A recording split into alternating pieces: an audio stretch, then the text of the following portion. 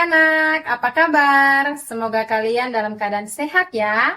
Perkenalkan, nama Ibu Barbara Lungakolin, guru kelas 5 di SD Impres Timika 3. Hari ini kita akan belajar tentang sifat-sifat cahaya. Simak baik-baik ya. Anak-anak, pernahkah kalian melihat bayangan? Mengapa ada bayangan? Mengapa kita bisa melihat bayangan di cermin? Bagaimana ya pelangi terbentuk? Semua itu karena cahaya yang memiliki sifat-sifat tertentu.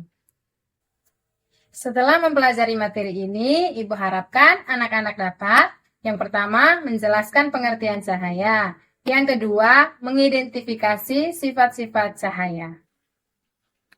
Cahaya adalah gelombang elektromagnetik yang membawa energi dan informasi dari sumbernya ke mata kita. Dari sumbernya, cahaya merambat atau bergerak lurus. Kalian bisa melihat cahaya matahari merambat lurus saat melewati celah-celah kecil seperti di gambar.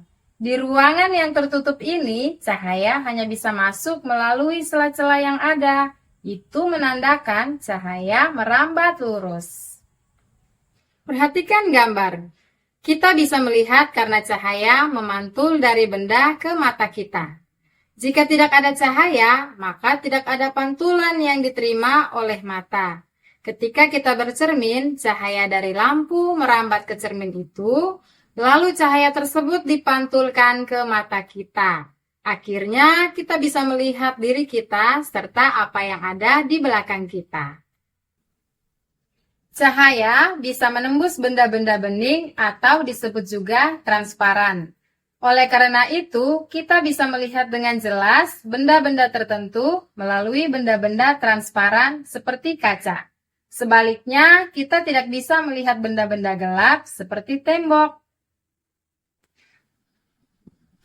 Ketika menembus media yang berbeda, misal dari udara menembus ke air, cahaya bisa dibiaskan atau dibelokkan. Hal inilah yang membuat kita melihat kolam berenang lebih dangkal dari seharusnya. Peristiwa ini juga yang menyebabkan sendok terlihat bengkok ketika sebagian sendok dicelupkan ke dalam air. Cahaya ini bisa diuraikan menjadi warna pelangi menggunakan prisma transparan. Cahaya yang menembus prisma akan dibiaskan dan terurai menjadi warna-warni pelangi. Merah, jingga, hijau, kuning, biru, nila, dan ungu. Lalu bagaimana pelangi terjadi? Pelangi terjadi ketika hujan diiringi sinar matahari. Air hujan bersifat seperti prisma yang akan membiaskan dan menguraikan cahaya matahari menjadi warna pelangi. Cahaya merambat lurus dan tidak dapat berbelok.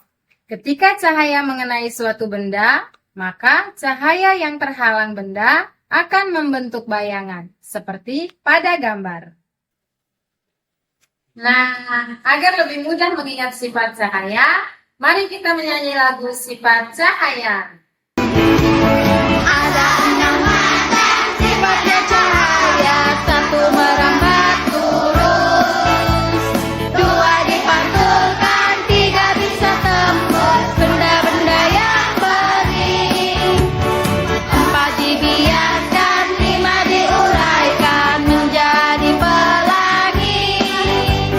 Jika kena benda membentuk bayangan, itu sifat ke-6. Oke. Sampai di sini dulu ya pembelajaran kita. Sampai jumpa di pembelajaran berikutnya.